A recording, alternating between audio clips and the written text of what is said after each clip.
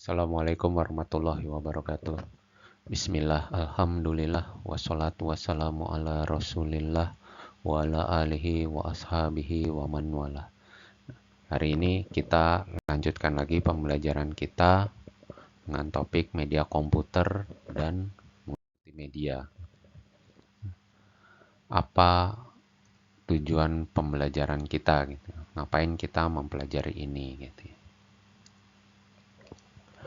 Jadi setelah mempelajari ini diharapkan nanti kita mampu menjelaskan pengertian media komputer dan multimedia gitu ya.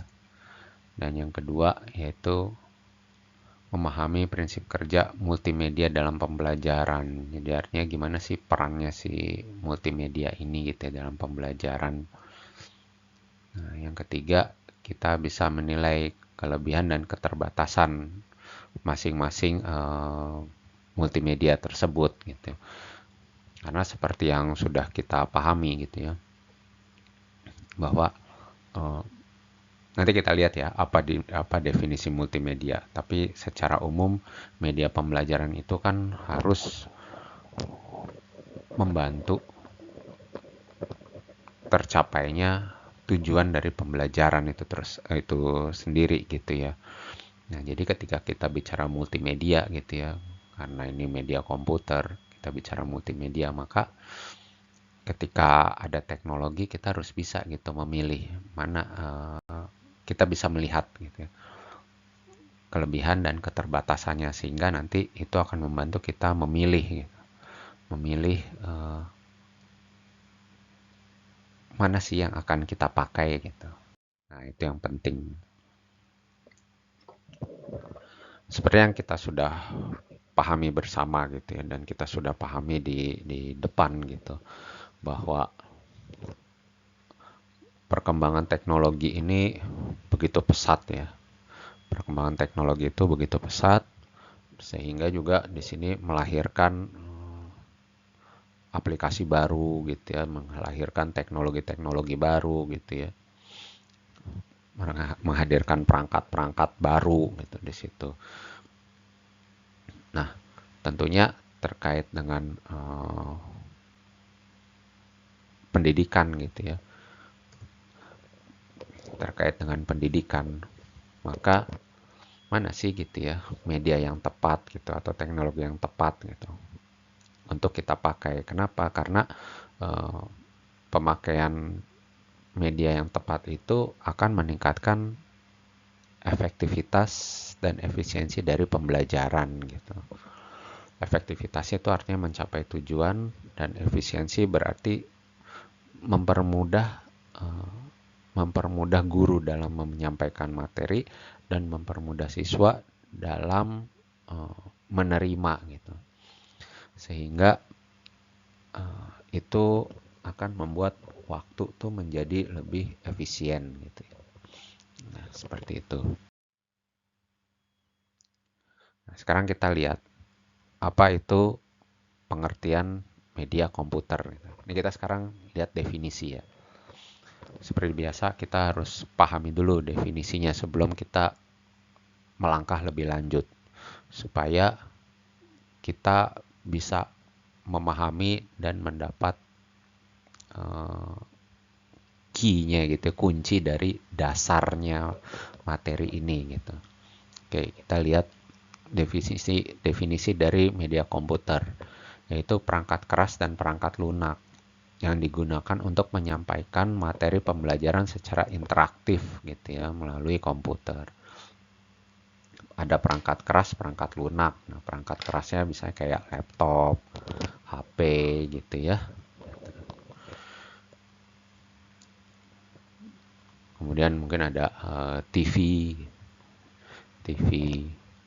Nah, perangkat lunak yang kita pakai aplikasi ya, aplikasi. Nah, itulah bahasa singkatnya perangkat lunak.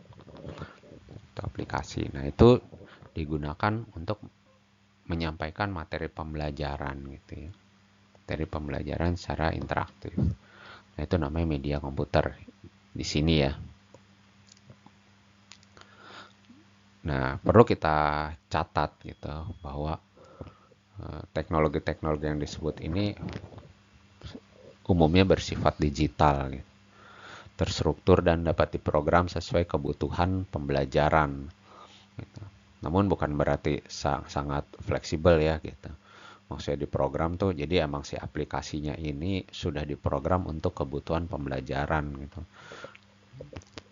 Oke lah, kita ambil contoh yang umum seperti Zoom dan Google Meet gitu.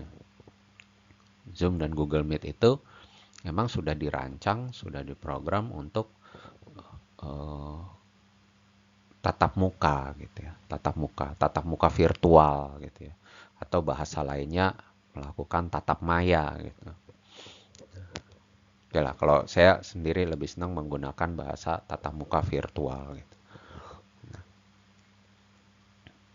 Dengan kita bisa melakukan tatap muka virtual gitu ya, pada hakikatnya itu sudah uh, menggantikan gitu ya, sudah menggantikan tatap muka fisik seperti di ruangan kelas gitu ya. Walaupun tidak 100% gitu ya. Tidak 100%. Karena masih ada hal-hal lain yang hanya bisa dilakukan secara fisik gitu, tatap muka fisik. Tapi kita pokok bahasan kita nggak sampai sana. Nah, pada dasarnya itu sudah menggantikan tatap muka fisik di kelas gitu ya, sebagian besarnya. Dan memang kedua aplikasi ini, Zoom dan Google Meet, sudah dirancang demikian gitu. Sehingga kita bisa pakai itu untuk pembelajaran, kita bisa pakai untuk seminar, mungkin kita juga bisa pakai untuk rapat gitu ya, dan sejenisnya lah gitu. Nah itu yang maksudnya diprogram sesuai kebutuhan gitu ya, khususnya kebutuhan pembelajaran. Nah ini adalah contoh ya, contoh dari media komputer gitu. Contohnya adalah Google Form gitu. Ini yang platform untuk kalau kita untuk bikin quiz ya. Kalau untuk pembelajaran biasanya untuk bikin quiz, bikin ujian, bikin tugas, bisa berbentuk pilihan ganda, bisa berbentuk esai gitu di situ. Nah, tapi secara umum dia bisa juga dilakukan untuk survei gitu ya, survei misalnya kepuasan mahasiswa terhadap kampus, seperti itu, atau tanggapan terhadap dosen gitu dan sebagainya. Nah ini Google Form gitu. Yang berikutnya kita juga udah kenal namanya Canva gitu ya.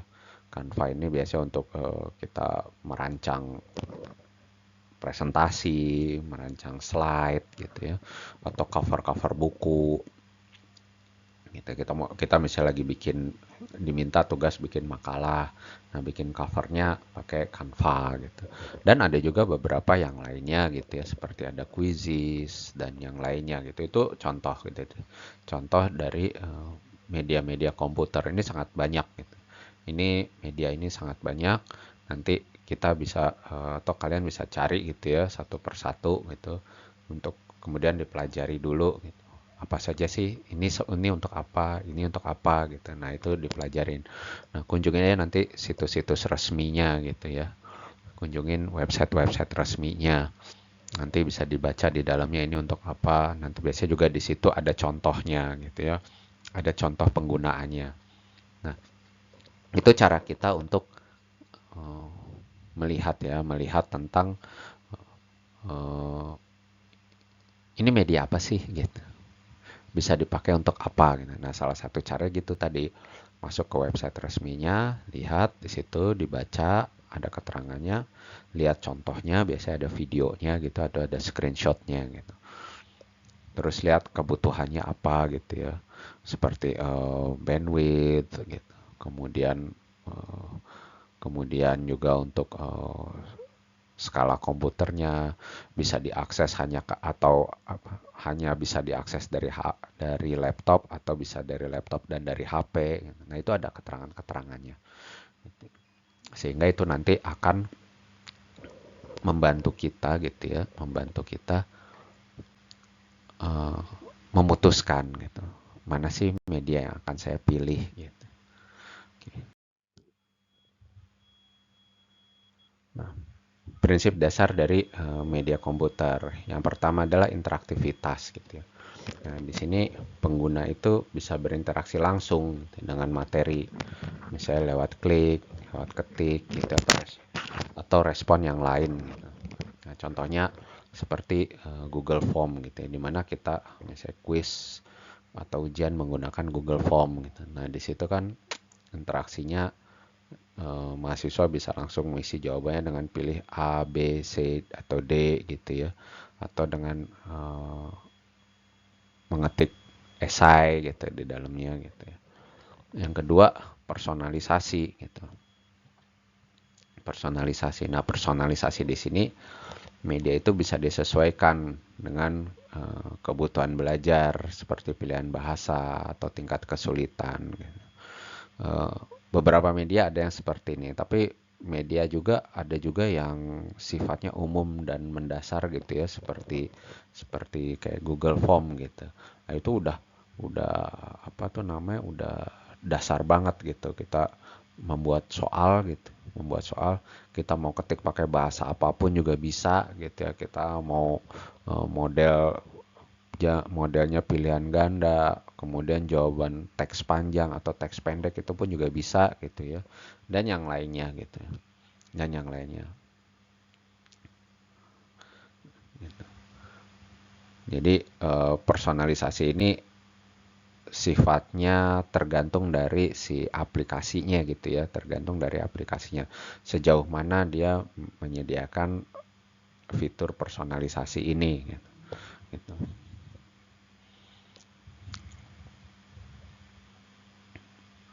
Seperti itu gitu. Yang ketiga, aksesibilitas. Jadi intinya bisa diakses dari mana saja, kapan aja gitu. Yang penting ada tersedia ada perangkat dan koneksi internet gitu. Ada perangkat dan koneksi internet. Lagi-lagi contohnya yang paling gampang gitu ya, seperti Google Form itu gitu.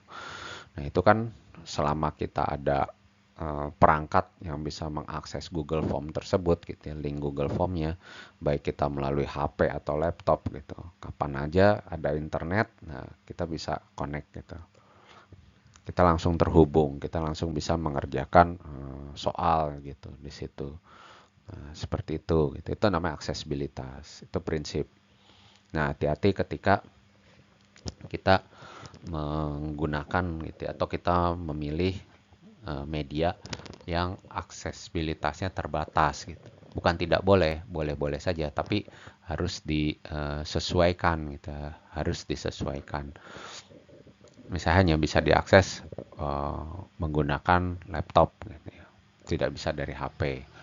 Nah, kita harus lihat gitu bahwa memang materinya selayaknya diakses via laptop, misalnya banyak detailing gitu ya, banyak detail, atau misalnya ya dia perlu perlu kapasitas yang besar gitu untuk mengerjakannya. Nah, seperti itu gitu. Jadi aksesibilitas tuh bukan berarti harus kapan saja dan di mana saja, ini selalu gitu ya. Ini yang paling dasar gitu. Ini yang paling dasar. Namun kembali lagi kepada kebutuhan kita gitu. Ya kalau misalnya kita ngasih soal ujian gitu ya, untuk masalah desain gitu, mahasiswa desain gitu ya, atau bahkan jurusan-jurusan yang uh, spesifik gitu ya, spesifik kayak teknik gitu. Dia harus merancang struktur gitu ya, merancang struktur bangunan. Nah, itu kan butuh aplikasi khusus gitu ya, yang tidak bisa diakses via HP. Mau nggak mau harus dari eh, laptop gitu.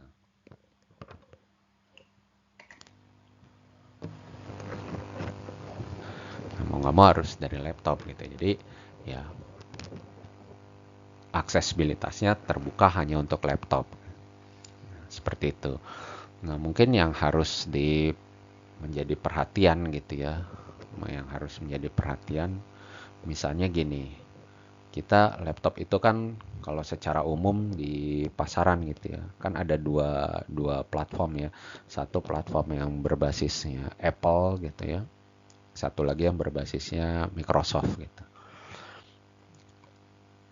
Nah, yang harus kita perhatikan adalah jangan sampai kita mengacu kepada, oke, kita ini ada sebuah kita menggunakan media hanya bisa diakses via laptop gitu.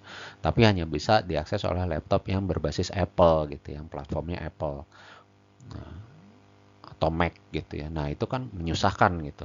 Padahal yang banyak yang berbasis Microsoft atau kebalikannya hanya bisa dipakai oleh laptop yang berbasis Microsoft gitu. Nah, yang punya Apple gimana gitu? Ya susah gitu. Nah, itu jangan jangan jangan kita memilih media yang seperti itu. Usahakan kalau kita bisa laptop, apapun laptopnya bisa dipakai gitu. Gitu juga dengan ketika kita memilih media yang bisa diakses via HP gitu. Nah, jangan cuman yang berplatform Apple saja yang bisa pakai atau yang berplatform apa tuh namanya Android saja. Nah, dua-duanya harus bisa pakai gitu kan. Karena kan kita namanya siswa kan bisa ada dua platform itu, satu yang berbasis Apple, satu yang berbasis Android gitu ya. Nah, itu harus diperhatikannya di titik situ gitu ya. Di titik situ. Oke, yang berikutnya adalah adaptabilitas. Jadi artinya media itu bisa menyesuaikan dengan perkembangan teknologi dan kebutuhan kurikulum gitu. Jadi jangan sampai nanti ketika aplikasinya ganti versi gitu ya, eh, baru ganti versi satu gitu, maksudnya naik satu versi gitu. Kemudian medianya sudah tidak bisa dipakai lagi gitu. Artinya apa? Kita nanti dampaknya ke pengajar dia harus bikin baru lagi gitu untuk versi yang baru gitu. Nah, seperti itu gitu. Makanya kita memilih media itu benar-benar harus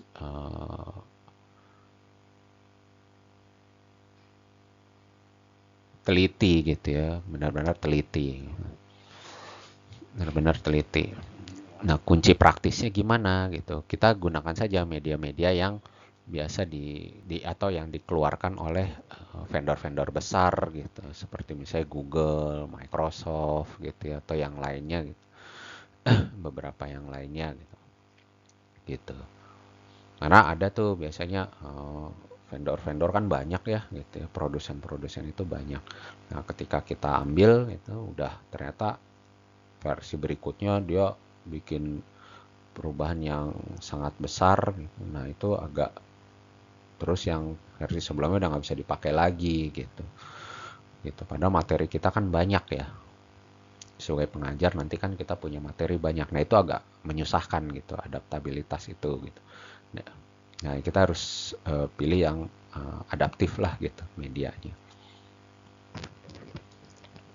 Nah, terkait dengan poin 4 yaitu poin 5 reusability gitu ya. Jadi bisa digunakan kembali. Bisa digunakan kembali. Ya, contohnya kayak kita bikin kuis pakai Google Form gitu. Itu dari versi ke versi gitu. Nah, itu bisa dipakai terus nih. Nah, ini kayaknya Google Form udah baru update nih gitu. Baru update gitu. Tapi kita udah bikin dari versi sebelumnya tetap bisa dipakai gitu. Nah, itu terkait ini namanya reusability. Jadi dia bisa dipakai kembali. Nah, tadi kita bicara media. Sekarang kita lihat tentang multimedia. Apa itu multimedia? Nah, multimedia itu adalah integrasi dari berbagai jenis media seperti teks, gambar, audio, video yang disampaikan secara digital dan interaktif gitu. Jadi, kalau kita mengenal jenis-jenis media gitu ya, yang seperti beberapa pertemuan lalu kita sudah bahas.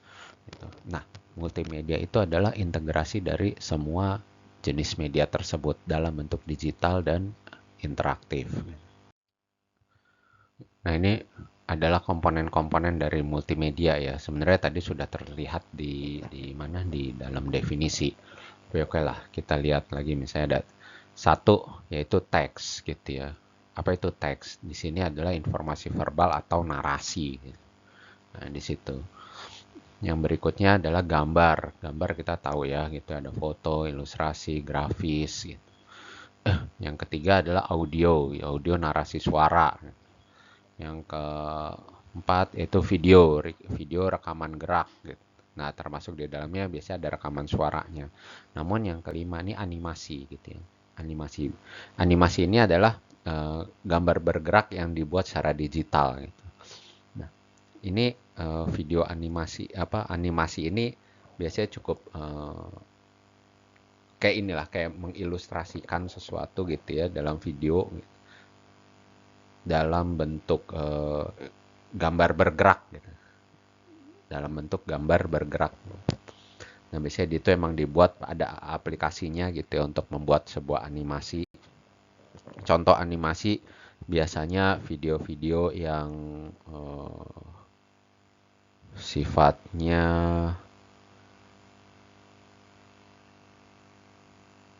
ini ya. Misalnya kalau di YouTube itu ada bagaimana melakukan pembedahan gitu ya.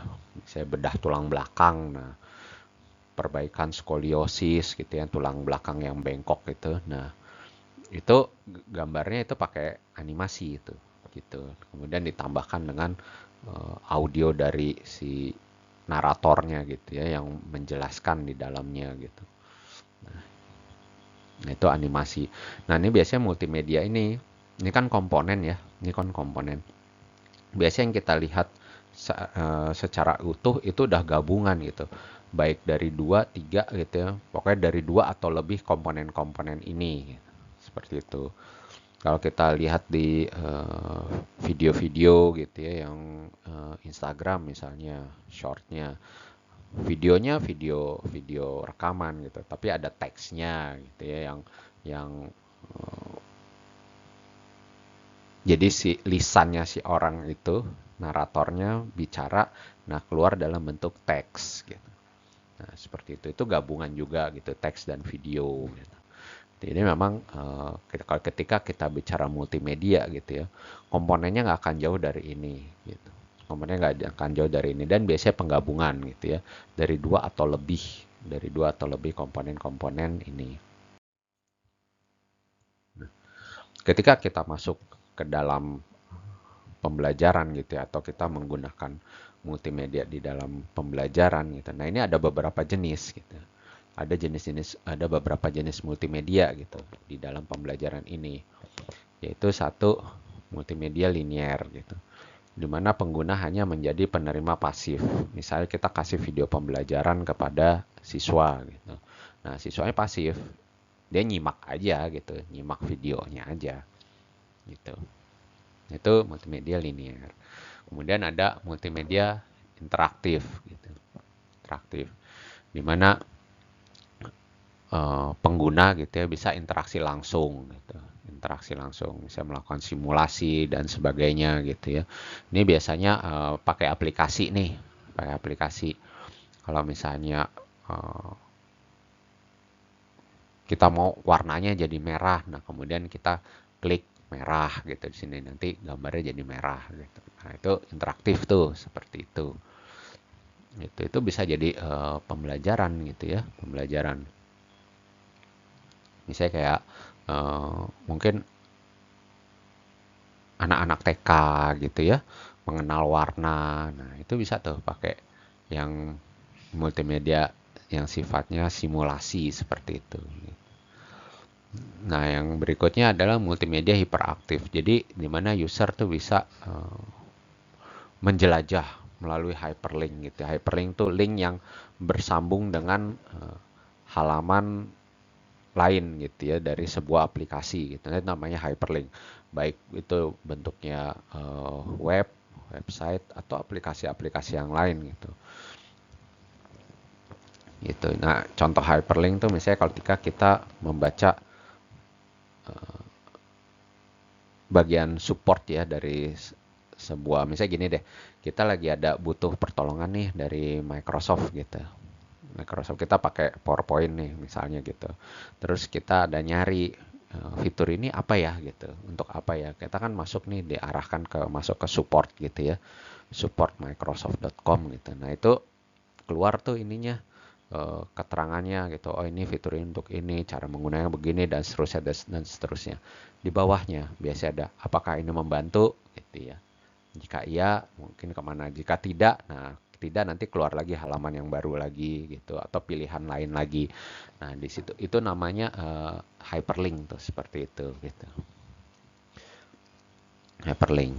Nah, itu yang model hiperaktif seperti itu. Nah, ini kita bisa menggabungkan gitu ya, atau kita bisa jadi kita hanya menggunakan salah satunya gitu, atau bisa jadi pada aktualnya gitu ya, kita gabungan gitu dari tiga bentuk ini gitu. Dari dua atau lebih gitu ya maksudnya. Nah, apa sih keunggulan kita menggunakan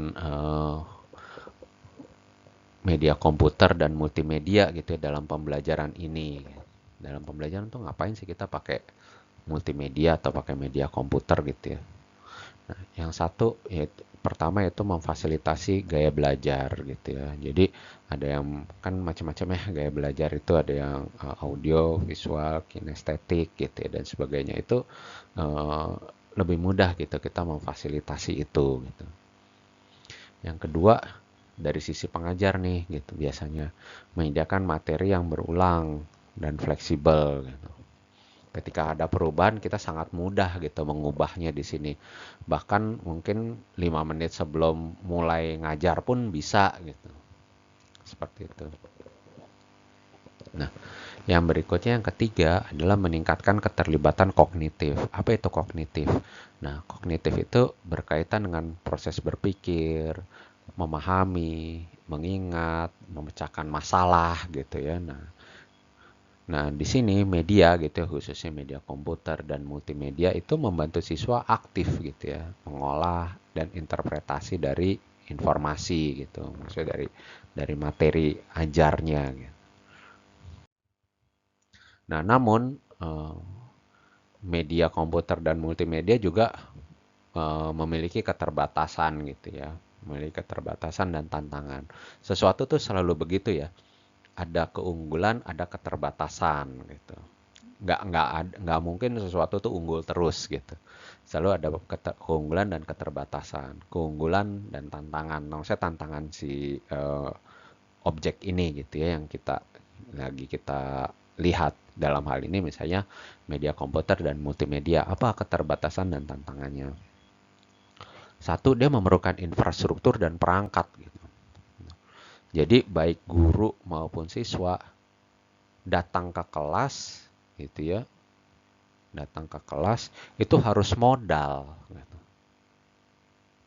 Modal, nggak bisa datang ngelenggang tangan kosong, harus modal. Modalnya apa? Misalnya kayak sekarang nih kita kuliah kuliah yang jarak jauh begini gitu ya, kan kita pakai Zoom.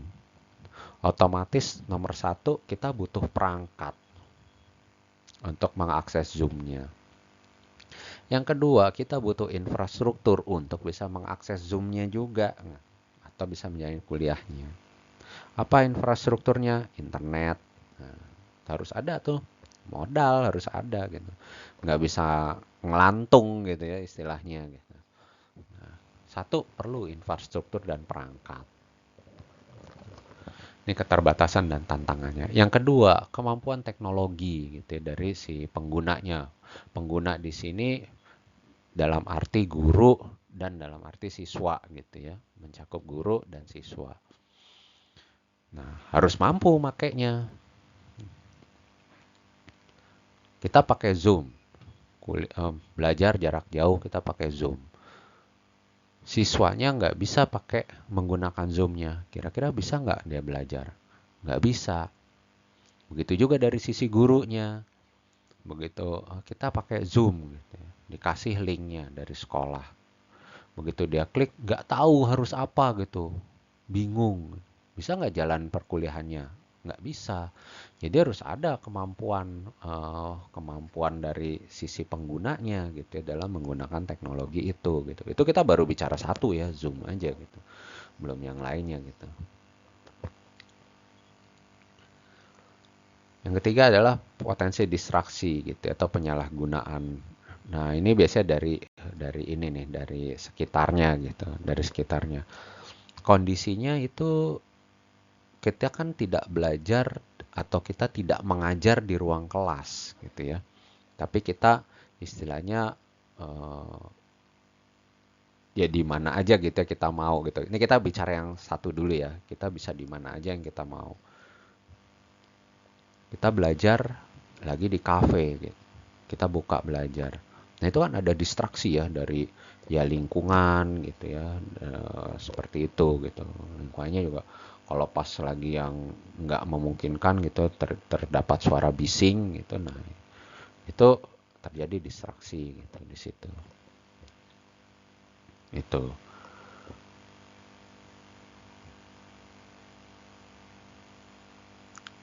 Nah, sehingga untuk kita bicara yang distraksi dulu ya.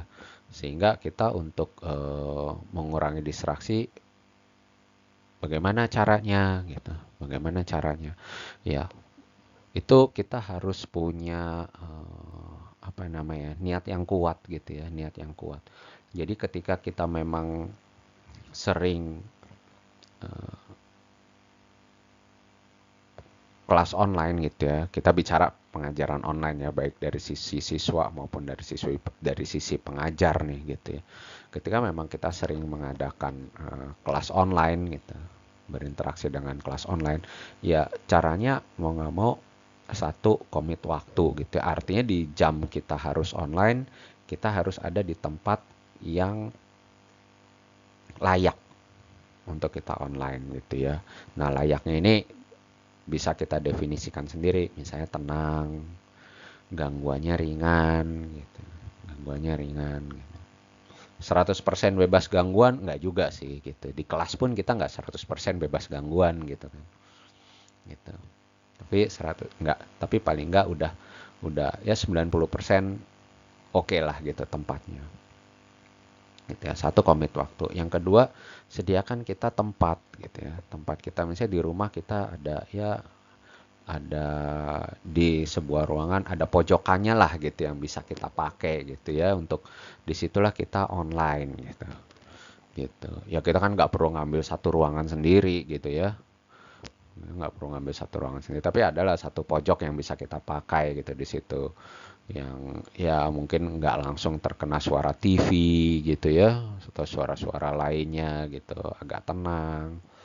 Eh, Jarang buat lalu lintas orang gitu ya di situ gitu. Nah, itu cobalah gitu ya. Itu harus apa namanya? Dipikirkan gitu seperti itu. Ya itu caranya. Nah, kemudian potensi penyalahgunaan. Nah, ini nih gitu ya, penyalahgunaan. Misalnya gini, kita kelas gitu ya. Kita kelas. Seringnya off cam kan? Nah, pada off cam nih gitu ya. Pada off cam. Tapi ternyata udahlah, yang penting absen dan yang penting denger. Nah, atau lebih parah lagi, yang penting absen. Nyalain zoom-nya, off cam, pergi. Nah, itu penyalahgunaan tuh. Gitu. Nah, yang ini mau nggak mau hanya bisa dari diri masing-masing gitu ya. Kontrol terbaiknya adalah dari diri masing-masing gitu ya.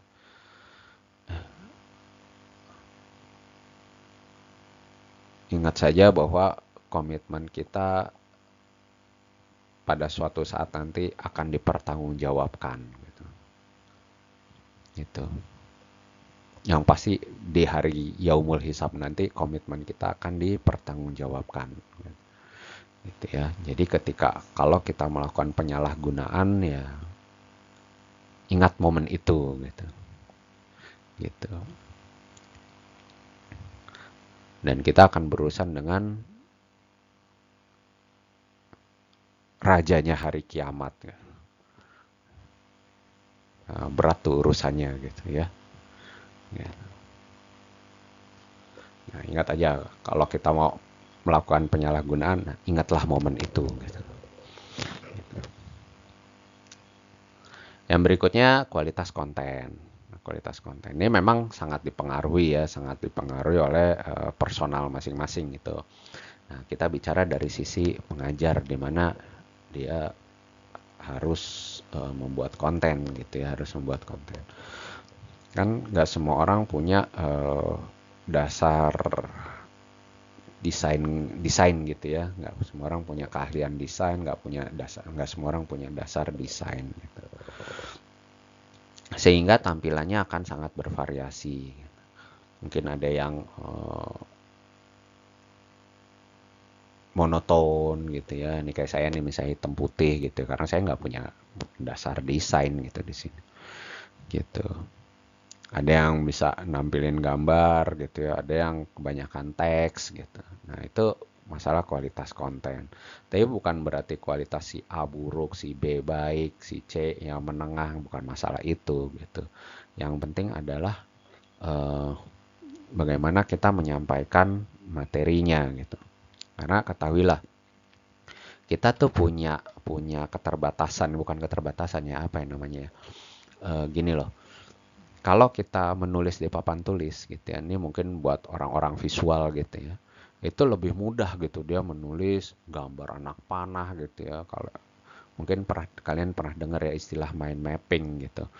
Nah, dia menggambarkan anak panah dari sini, alur pikir dia nanti tulis di kasih panah, teks ke sini dia lingkarin, dia kasih cabang 3 lagi, itu lebih mudah gitu. Tapi kalau kita pakai kayak gini PowerPoint gitu ya, bukannya tidak bisa, bisa gitu ya. Tapi butuh effort gitu. Butuh effort. Butuh upaya lebih lebih besar gitu di situ.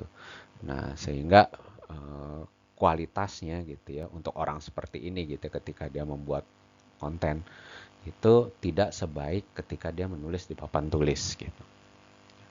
Nah, begitu gitu ya kualitas. Nah, ini juga menjadi keterbatasan dan tantangan gitu. Nah, gimana caranya? Ya mau nggak mau, biasanya orang-orang seperti ini ya, orang-orang visual seperti ini, dia butuh waktu dan upaya yang lebih besar gitu untuk membuat kontennya gitu. Atau ya diakalin gitu ya. Misalnya pakai poin-poin gitu, seperti ini gitu. Sehingga slide-nya bisa terlihat lebih banyak gitu. Terlihat lebih banyak. Padahal sih sebenarnya nggak lebih banyak, segitu-segitu aja gitu. Gitu. Gitu. Nah, ini masalah kualitas gitu ya. Jadi memang kita dari sisi pengajar kita harus paham nih, sisi kita ini modelnya apa gitu ya. Modelnya apakah visual, audio gitu ya. Nah, itu kita maksudnya gaya kita tuh seperti apa nanti pengaruh ketika kita membuat konten ngajar.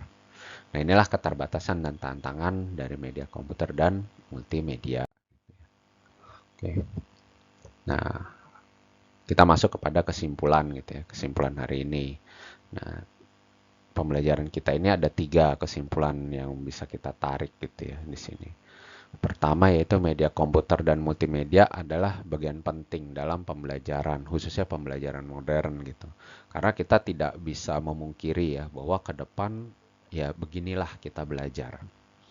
Gitu. Beginilah kita belajar. Sebagian orang mungkin berpikir kita menjadi gini sejak era Covid kan ya. Sejak era Covid. Kemudian kita sebagian mungkin berpikir bahwa kita akan kembali lagi lah seperti dulu gitu di kelas segala macam. Jawabannya tidak. Bukan tidak sama sekali gitu ya, bukan tidak sama sekali, tapi kecil gitu kemungkinan untuk kembali lagi seperti dulu karena apa? Situasi pun berubah gitu. Situasi pun sudah berubah. Karena dengan adanya pembelajaran jarak jauh ini menimbulkan peluang-peluang baru. Siswa-siswa yang tadinya belajar dari luar kota gitu ya, mau belajar ke sebuah kampus, anggaplah misalnya STI Abu Bakar ini gitu ya. Siswa-siswa yang tadi ada di luar kota,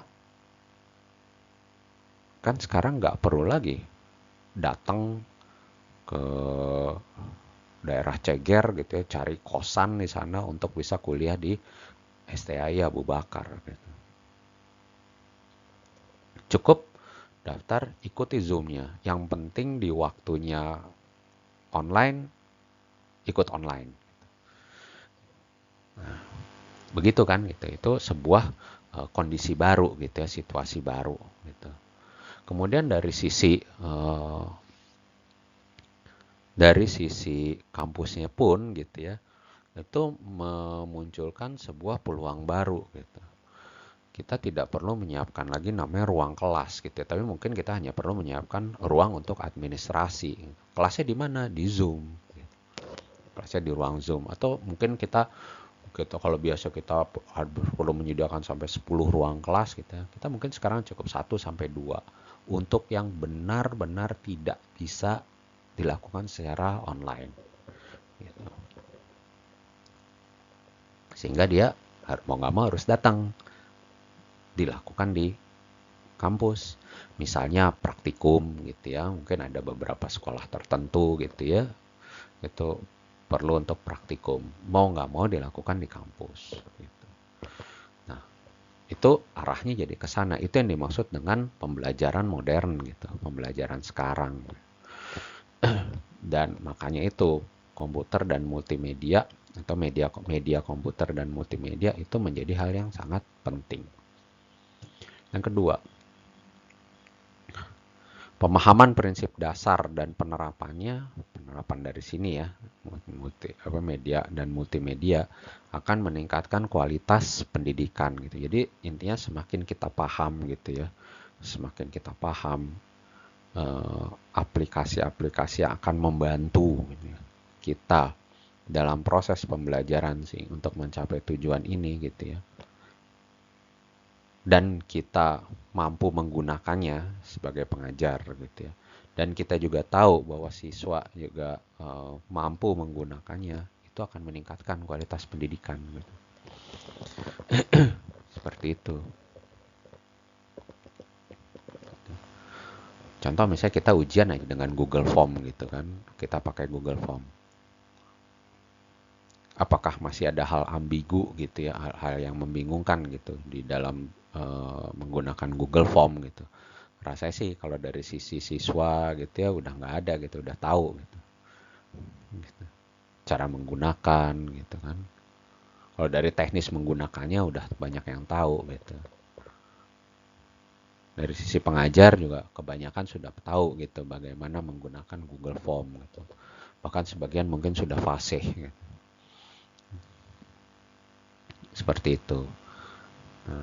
Apa? Kita paham prinsip dasar dan penerapannya. Oh, ujian ini kuis pakai ini. Nanti kita bahas. Oke lah, mungkin ada karena teksnya panjang, saya pakai Word gitu ya. Di sini ada penjelasannya. Dijelaskan secara poin-poin umum gitu, secara lisan. Dari lisan kita menggunakan menjelaskan secara umum. Nah, itu pemahaman dan penerapan gitu. Ini akan meningkatkan kualitas pendidikan. Nah, namun penggunaannya efektif itu harus memperhatikan aspek pedagogis, teknis, dan estetis. Itu pedagogis untuk pendidikan ya. Teknis pemakaiannya gitu, estetis ya estetika inilah kontennya lah, masalah konten gitu ya. Gitu. Namun sekali lagi estetika ini kita tidak mengarah kepada desain grafisnya gitu ya. Tidak mengarah ke sana.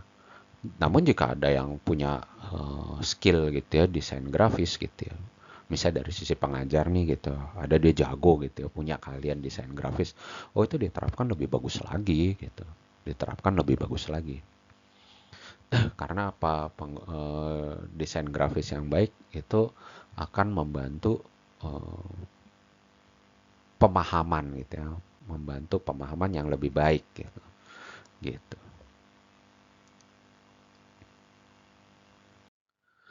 Baik, kuliah kita hari ini sampai di sini. Jika ada pertanyaan silahkan disampaikan di grup WA. Subhanakallahumma bihamdik, asyhadu alla ilaha illa anta, astaghfiruka wa atubu ilaik. Assalamualaikum warahmatullahi wabarakatuh.